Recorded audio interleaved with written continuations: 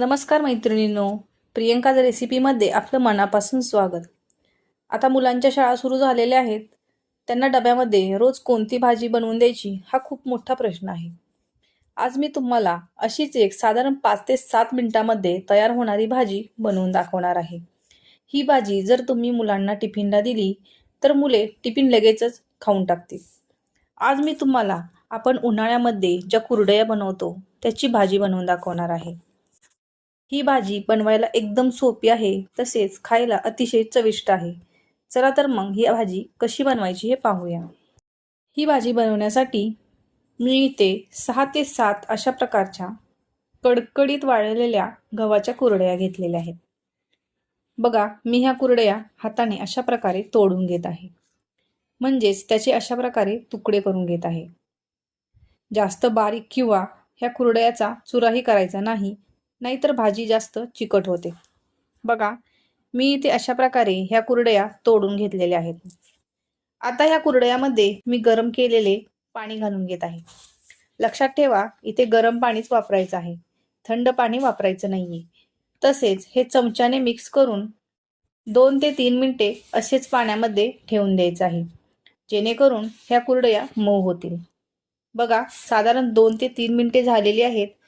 ह्या कुरडया बघा आता भिजल्यावर ह्याचा कलरही थोडासा चेंज झालेला आहे.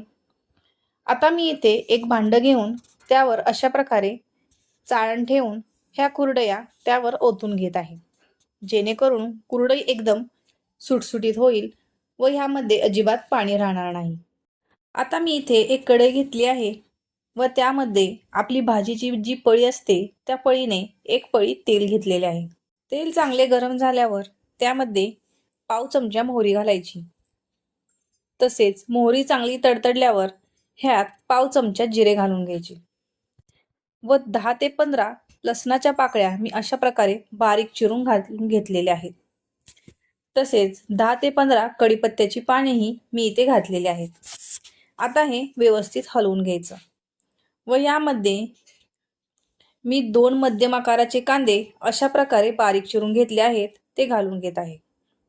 आता हे व्यवस्थित भाजून घेऊया.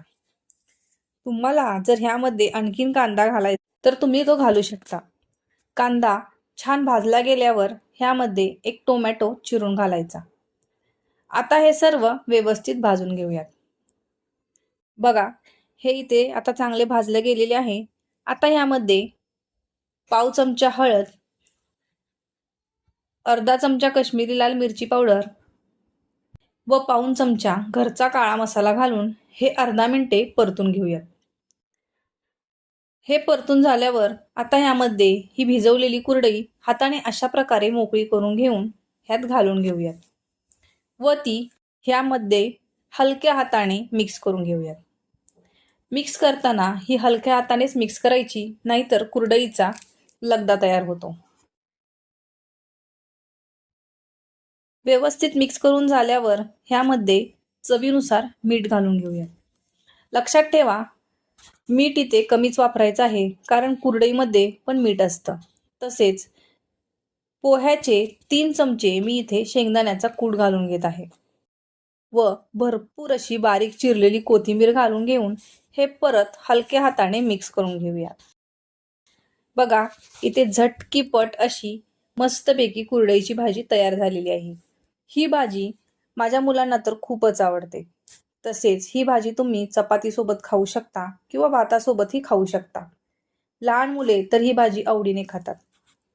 तुम्हाला माझी ही आजची रेसिपी कशी वाटली हे मला कमेंट करून सांगा व तुम्हाला माझ्या रेसिपी आवडत असतील तर माझ्या ह्या प्रियंकाज रेसिपी या चॅनलला लाईक, शेअर आणि सबस्क्राईब नक्की करा.